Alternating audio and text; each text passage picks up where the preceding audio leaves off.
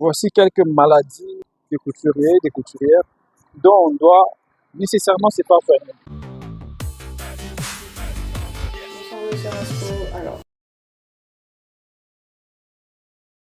La première maladie, c'est la cupidité. C'est la cupidité qui nous force d'avoir déjà beaucoup de vêtements à réaliser, à déposer. Par exemple, les samedis, on a dans notre stock peut-être 5 vêtements à terminer.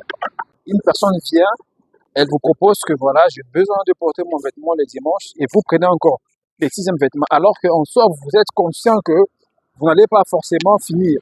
Mais c'est que vous oblige de prendre les vêtements, et là, c'est la cupidité.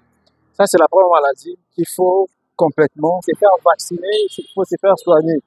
C'est très important. Si vous voulez faire les choses différemment, il faut arrêter de faire ce que tout le monde fait. Il ne faut pas faire ce que tout le monde fait.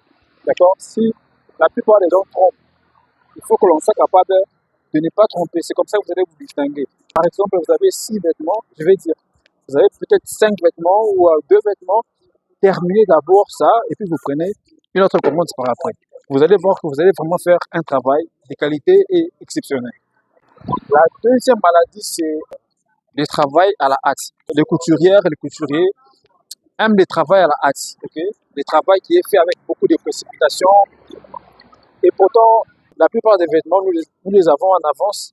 Et on préfère faire ça quand il reste que 2 jours, une journée, voire même quelques heures pour le faire. Il faut éviter de faire des vêtements à la hâte. Il faut éviter de faire du travail pressé. Vous pouvez avoir des clients, mais ces clients là-bas ne vont pas commencer à... En fait, vous n'aurez pas des clients fidèles. Voilà, c'est la deuxième maladie, il faut se faire soigner. Je dirais, la troisième maladie, ça sera la paresse.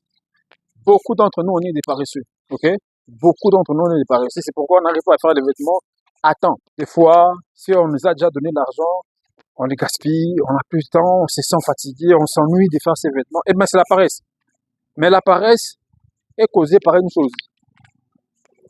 La paresse est causée par une chose qui est d'ailleurs le quatrième point, c'est le manque d'ambition.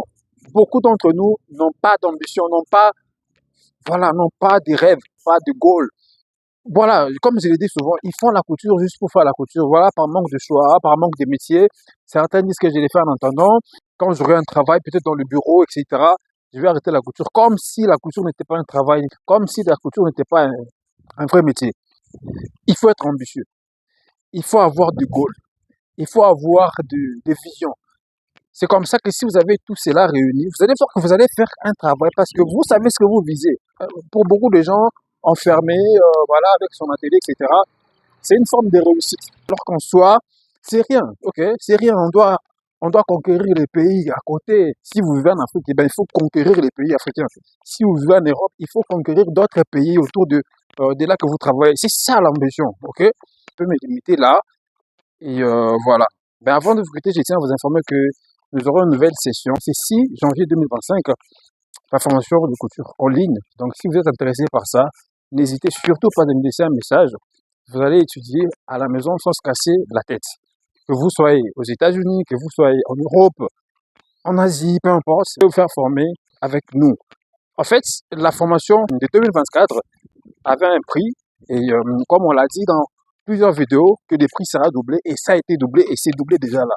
Mais si vous vous inscrivez avant, vous pouvez avoir une réduction de la nouvelle, disons, du nouveau tarif ou du nouveau prix. Okay? Si vous inscrivez entre octobre et novembre, vous aurez forcément une réduction, mais tout cela se trouve dans la barre de description. Je récapitule rapidement. Le premier point, c'était la cupidité qu'il faut complètement arrêter. Si vous n'avez pas encore fini un vêtement, ne prenez pas un autre. Terminez d'abord ce que vous avez, puis vous allez vous contenter de prendre un autre vêtement. Et le deuxième point, c'est il faut arrêter de faire un travail à la hâte. Ok? Prenez votre temps, ok? Soyez toujours en avance.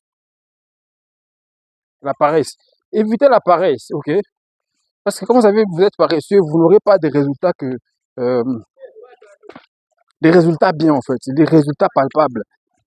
Les résultats, en fait, le troisième point, comme je l'ai dit, ça nous ramène au dernier point qui est le manque de vision. Pourquoi vous n'avez pas de vision? Pourquoi vous n'avez pas d'ambition?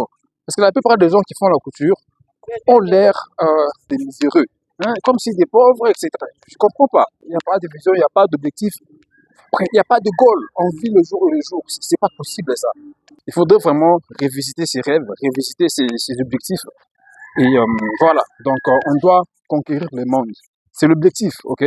s'il y a des gens qui font des grandes choses dans leur domaine, que ce soit la médecine, le droit, peu importe, nous aussi en couture, on peut faire des grandes choses et faire parler de nous. Donc voilà, à très bientôt. On se retrouve le 6 janvier 2025 pour la formation. À très bientôt. Bonsoir, monsieur Rasco. Alors,